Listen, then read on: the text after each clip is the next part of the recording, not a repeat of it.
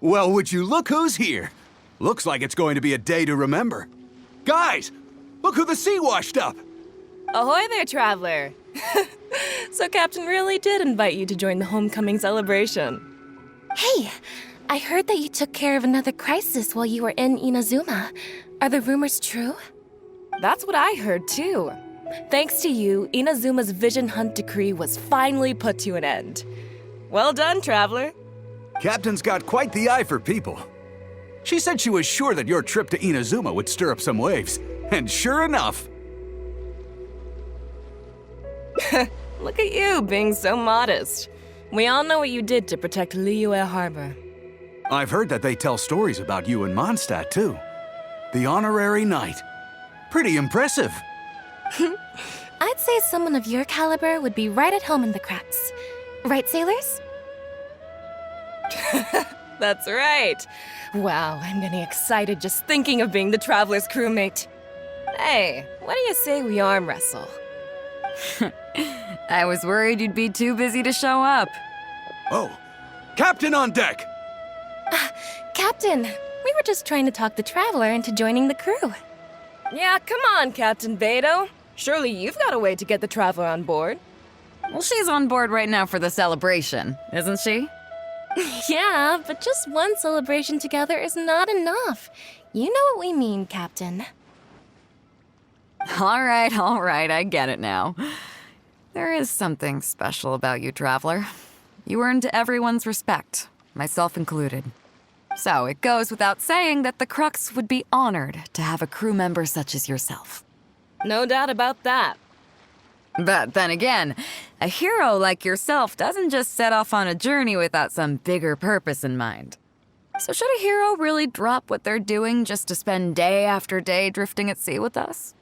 Well, if that were the case, then the Crux, known for always moving forward to the next horizon, would instead be holding someone back. Right. I guess we didn't think that part through. Remember, rather than seeking out strong members to join us, you should be focusing on making yourselves the strongest that you can be. If we are powerful, they will come to us. Isn't that why everyone here chose to come aboard in the first place? Yes. A strong sailor is always looking for a sturdy ship. I guess I almost forgot the first lesson you ever taught me. Thanks for the reminder, Captain. Just be sure you all keep that in mind. Now, there's no more need to hound the Traveler, as you were. The Traveler and I have something to discuss. I'm glad you came. Welcome back aboard. Hey, don't mention it. As a host, it would be pretty embarrassing to continue letting my guests be put on the spot like that. I can't go getting too caught up in my own reputation, though. That's certainly not how the Crux made it to where we are today. As the head of the fleet, my task is to keep us on the right course, no matter how turbulent the seas may become. But then again, the crew isn't usually this riled up. It's not that they're arrogant, they're just bubbling with ambition, that's all. Their excitement today comes from their great respect for you, both your strength and your character. So please, don't take it the wrong way. Oh, is that so? Well, it just so happens that we're doing some recruitment and training for new crew members while we're back. It'll be a first-rate chance to learn the life of a sailor. Since you're interested, why don't you come along and experience a sailor's life firsthand? I'm curious to see if you'll take the sea by storm in the same way you have on land. Good, come with me. I've got something interesting for you to see.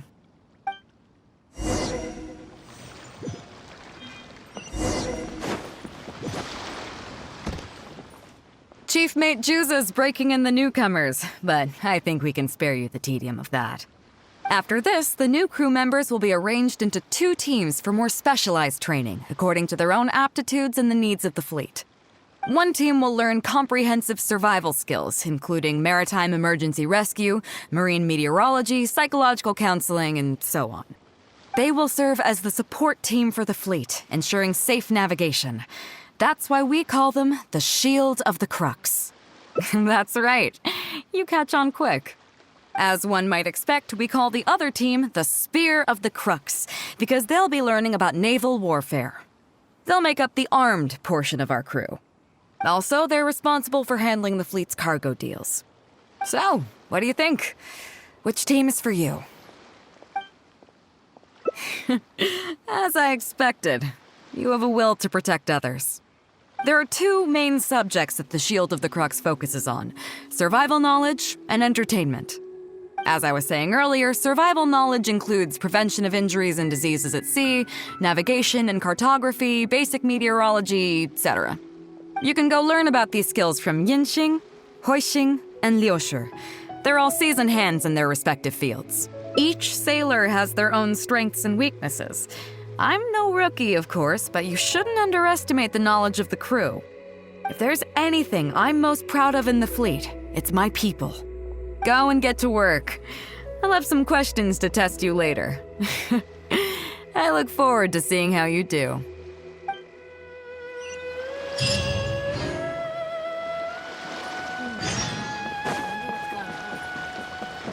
Hello, traveler. I'm Yinxing, the Crux's surgeon at sea. Whenever a sailor has a health problem, they come to me. I deal with it all, from seasickness and common colds to amputations and everything in between. Oh, I presume the captain arranged this, correct? All right then, let's begin. First of all, let me ask you this. What do you think is the biggest danger that all new crew members face? That can certainly be a problem at sea, but it's not the biggest danger. The most dangerous thing for a newcomer is to underestimate the dangers of life at sea. Oh, I have seen many new crew members who see themselves as young and fighting fit and have no regard for safety. They think that since they are tough enough to look after themselves on land, they'll be fine at sea as well. Those are the ones that always end up in the sick bay. Everyone should know that being a sailor, especially on a long voyage, is a brutal job in an unforgiving environment. We have to face malnutrition when we're short on supplies, all kinds of injuries and diseases that the harsh ocean weather can bring, and even the psychological problems that can arise due to isolation and the lack of entertainment. To make things worse, the lack of medication and treatment options at sea can result in even minor health problems becoming serious, or even fatal. Oh, you probably thought I was joking, right? Well, that's not surprising. Most newcomers think the same way. But hopefully you now realize that with a little extra precaution, a lot of these things can be avoided. Well, I think that's enough for you to think over for now. Is there anything else you would like to know? Captain Beidou?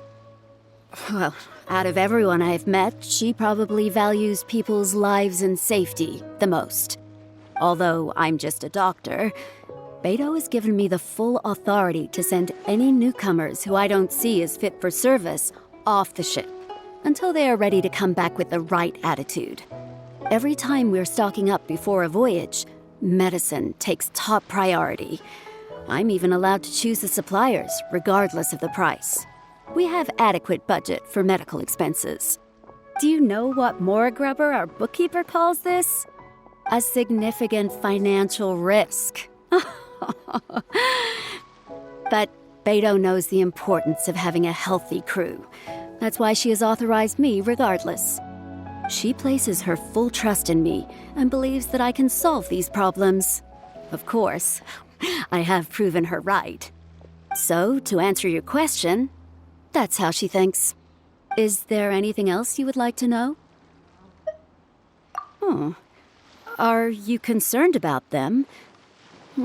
No wonder Captain Beidou thinks you're different. There must be more to you than just your strength. If you can convince Morgrubber to show you the books, you'll see there is a regular fixed cost titled Convalescence Payments and Incapacity Support for Injured Crew Members. Regardless of the fleet's income, those who have fought alongside us will certainly receive their compensation every year. Some of those that have returned to land have started small businesses, while others have chosen to go out traveling the world. The money is intended to allow them to live their lives as freely as possible. I'm sure being based on land helps a lot with that too.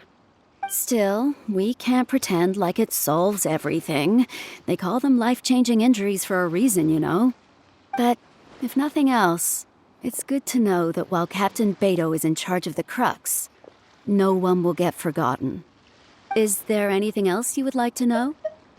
Well, my pleasure. Okay, let's leave it there then. Be sure to take good care of your health.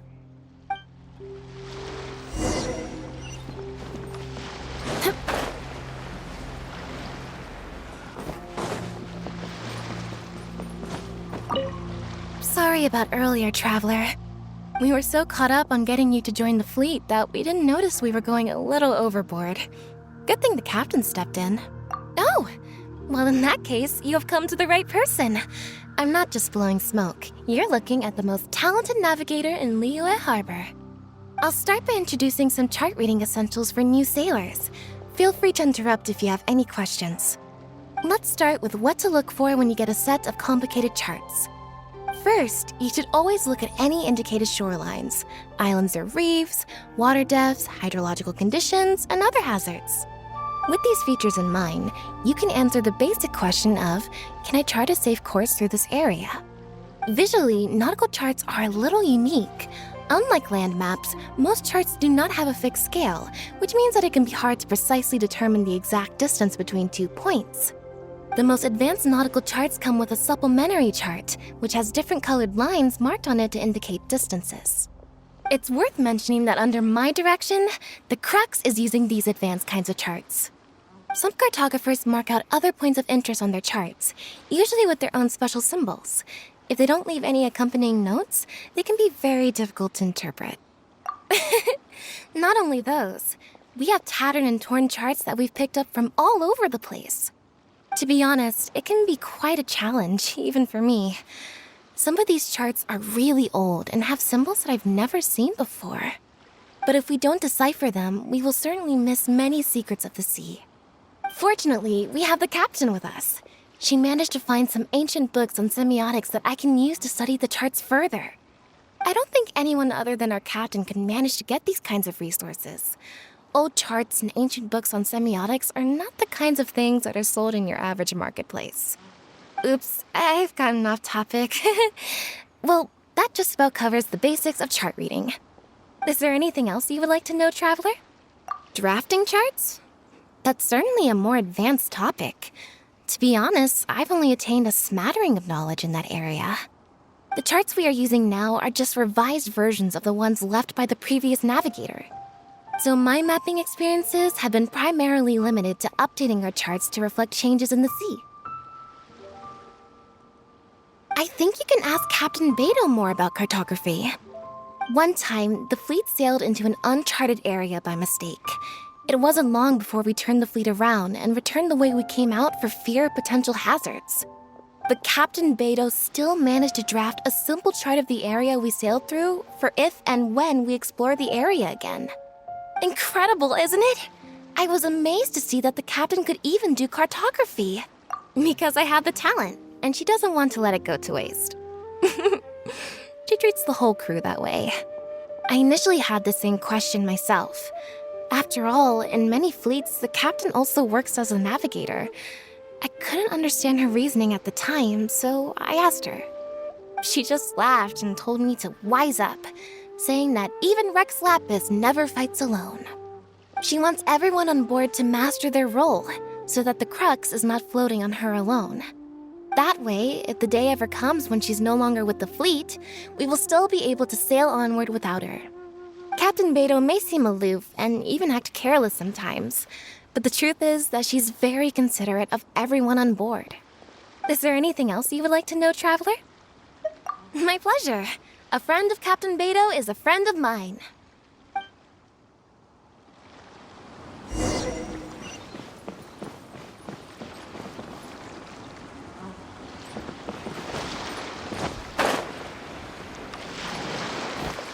Ahoy there, mateys! Time to set sail! I wonder what's going on up there.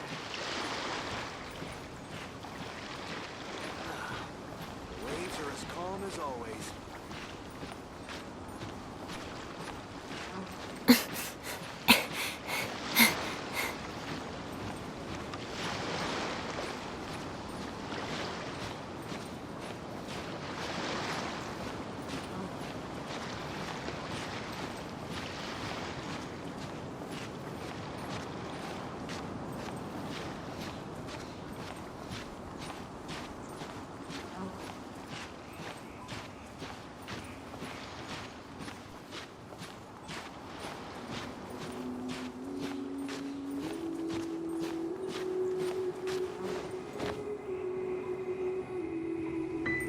Time to scout.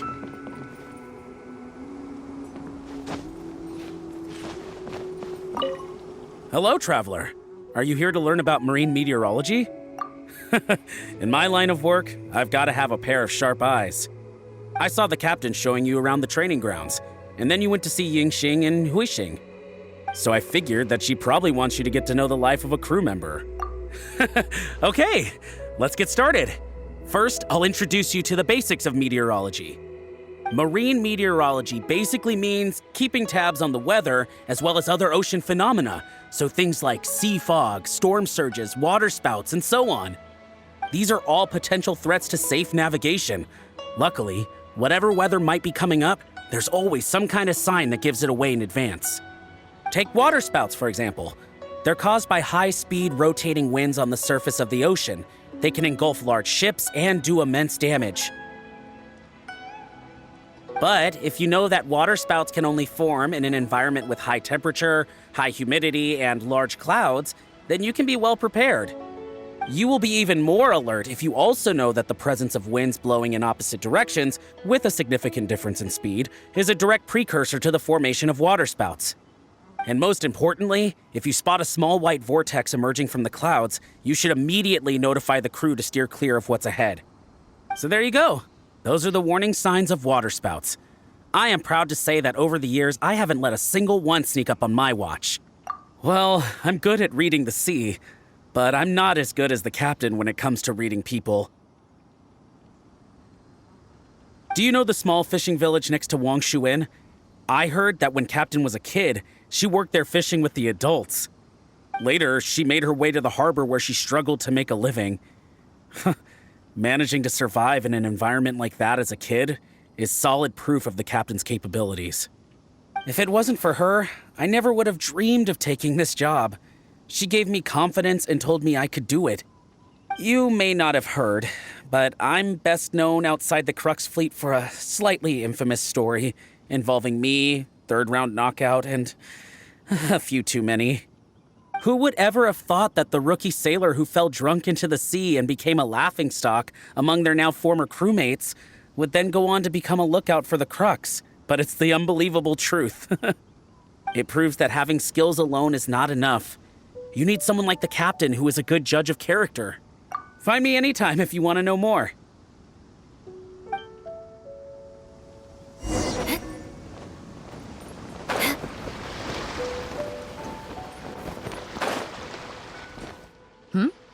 So you've already finished talking to the crew, huh? I thought it would take you a while longer. So, what did you think? Well, you sound confident, but don't underestimate the shield of the Crux. Gotta admit, though, I like your attitude, kid. Okay, let's get started. First of all, life on the sea isn't always plain sailing. Injuries and illnesses happen all the time. But what is the single biggest danger facing crew members? Is that your final answer? All right, on to the second question. As you've just learned, the fleet plots its route using nautical charts. The charts used by the Crux have additional charts attached. The supplementary chart has lots of lines in various colors for added reference. What is the purpose of these lines?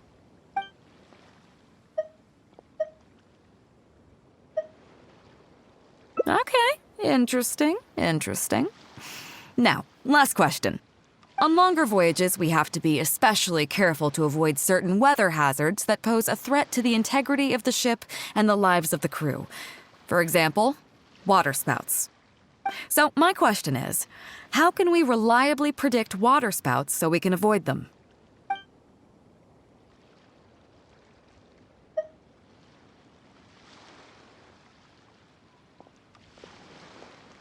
Okay, those are all my questions. Do you want to know how you did? Now then, let's see. Out of these 3 questions, you got a total of 2 correct answers. Not bad. After all, you didn't have much time to prepare. Plenty of people get through their whole training and still don't do this well. It seems that your survival know-how is now up to the standard required of qualified crew members. Time to move on. Next up, we have some Shield of the Crux recreational programs for you. You need to realize that being out at sea might be fun for the first few days while everything's new, but before too long, looking at the same old sea every day and being so isolated from everything can really cause people to struggle mentally. That is why regular recreational activities are an absolute necessity. We offer a lot of fun courses for our newcomer training, including fishing, photography, chess. Oh, and thanks to Kazuha, these days we also offer poetry and music appreciation, as well as communal wind listening. Each newcomer has to participate in at least one, so that they've got some way of keeping themselves occupied at sea further down the line. Of course, if you'd prefer wrestling sea monsters with your bare hands, that can be arranged. Well, for today at least, let's stick to the training schedule drawn up by Juza. If I remember correctly, it should be photography today. Come on, I'll show you.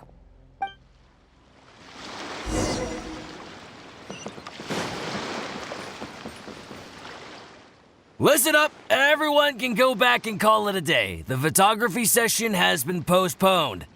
What's going on here, Juza? Oh, Captain, there you are. Well, Captain, the photography teacher just sent word saying that she's fallen ill and doesn't want to risk coming in case she keels over in class. I see. That's quite unfortunate. Oh? Quite the multi-talented one, aren't you? In that case, why don't you help us out and lead the class today? Yeah, unfortunately, the original teacher canceled at short notice, so there's no time to schedule anything else instead. It would be great if the Traveler could step in as the teacher for the day. It's up to you, Traveler. Great, it's settled then. Juza, let's muster everyone over here to meet the new teacher. Yes, Captain.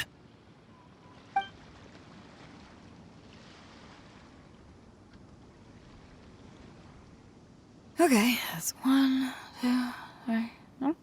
That should be everyone. Take it away, Traveler. Oh yeah? What's that? Fair enough. It seems like you already have someone in mind. So, who will it be? Whoa, me? You can't be serious. If a bad picture of a guy like me gets to the crew, I'm sure everyone will blame the photographer for doing a bad job. I'm just thinking about your reputation here, Traveler. You'd better find someone else. How about Captain Beidou? I think she would be great. So, who will it be? Look at the horizon. There's a storm brewing in the distance. But on a day like this, how is it possible? I guess I need to keep a good lookout today. Of course I can, but I think that's enough multitasking without adding modeling to the list too. So, who will it be? Me? Well, we could do that, or... Guyunstone Forest looks extraordinary today. It'd be a pity to not capture the scenery for posterity. So how about we snap Guyunstone Forest for today's class? Then there'd be no need for a model.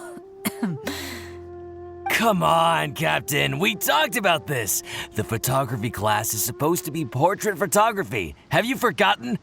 Scenery looks nice at first, but it gets boring after a while. I bet it'd keep the crew more entertained if we got them learning portrait photography so they could record moments in each other's daily lives. Those were your exact words, Captain. Were they now?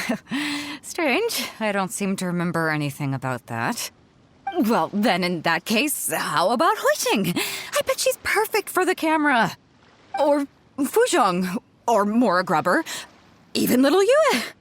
Seriously, Captain? Little Yue? You're just trying to wriggle your way out of this. This isn't like you. You are the captain, after all. Of all of us, you're the best suited to being a model. I agree. You were the one who invited the Traveler to be the teacher, so you should cooperate, Captain. Besides, Captain, you've never had your photo taken. It's high time you got one. You know, a heroic and striking kind of picture. We can even use it to promote the fleet during recruitment. Real funny, guys. Well, if you say so. I'm not one to spoil the fun.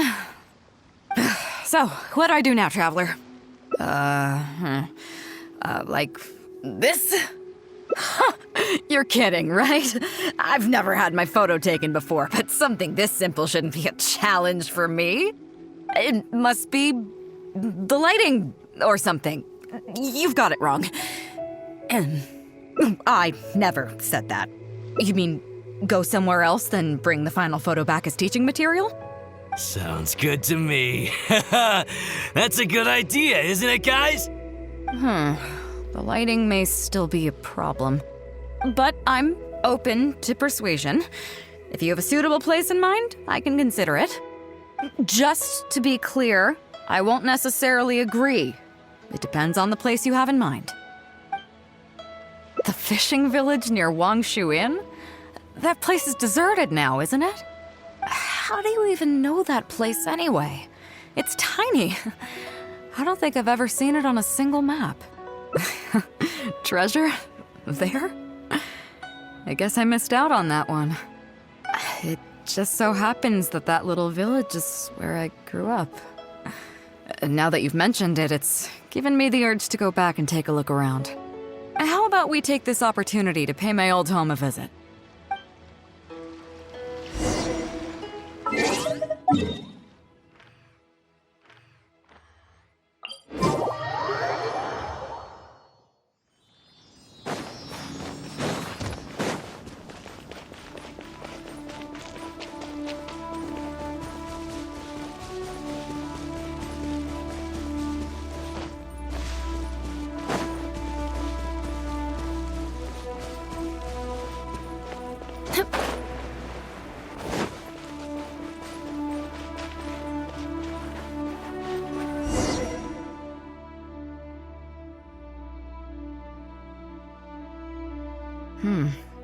It's certainly seen better days.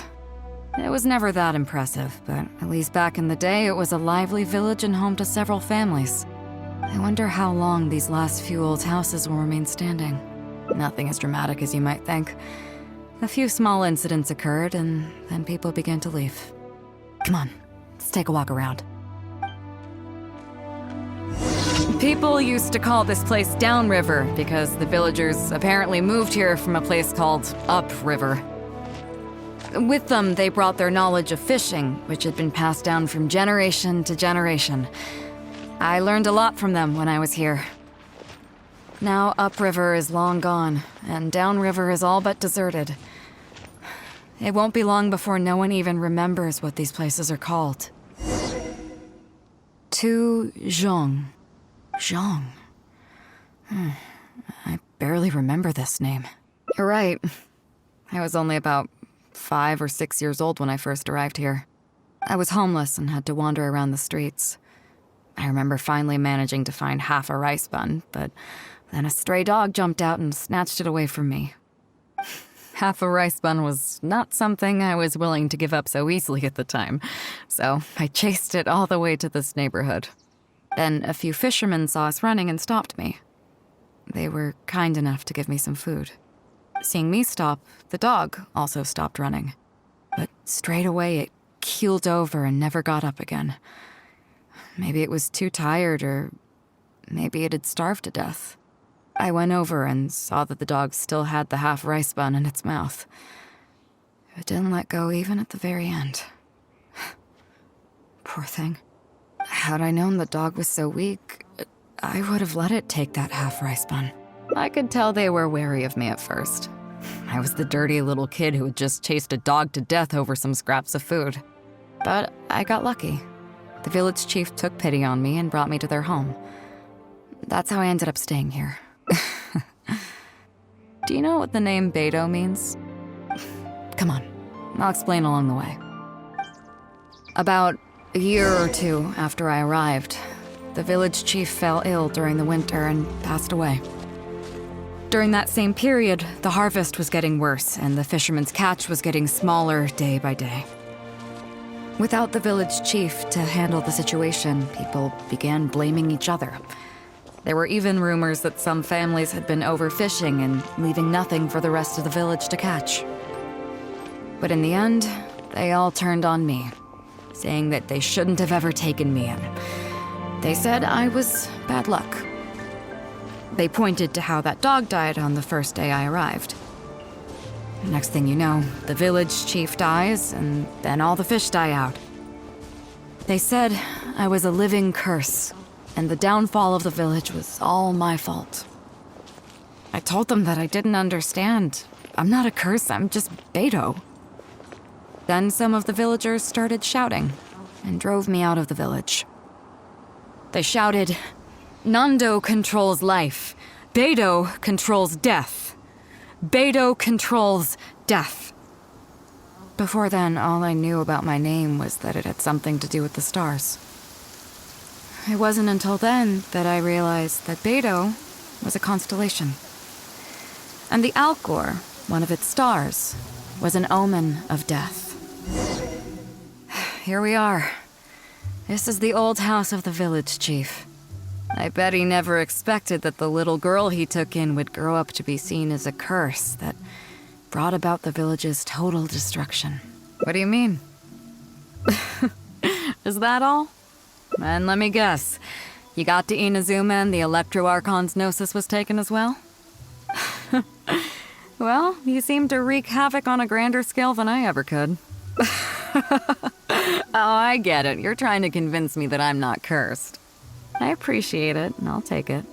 Let's not forget that the people whose names stick around are the ones who emerge from the stormy seas unscathed, and the ones who get swept away in the wind are the fledgling birds who couldn't hack it. I, for one, have never encountered a storm I couldn't weather. But your journey's far from over, isn't it? Just remember, there's no telling what else you might encounter in this vast world. So if you ever find some idiot trying to brand you as a scapegoat just because you're the one who lived to tell the tale, tell them Captain Beidou demands to have the honor along with you. Remember, you'll always have the captain of the Crux to back you up wherever you go. Two cursed scapegoats banding together for survival. Sounds like a recipe for disaster, but at the same time, I kinda dig it. I'm lucky to have a friend like you. Okay, it's time to get back to our photography. Right, teacher? Come on, let's not waste any time. Get it done while you can before I change my mind. So, do I need to strike a pose? All right. How about this?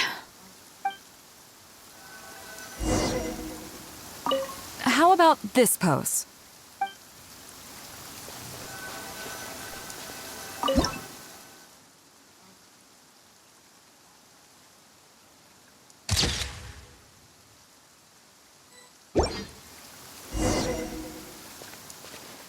So, is it done yet? Please don't tell me that it looks weird. Show me. Yeah, sure, whatever. Now give it here.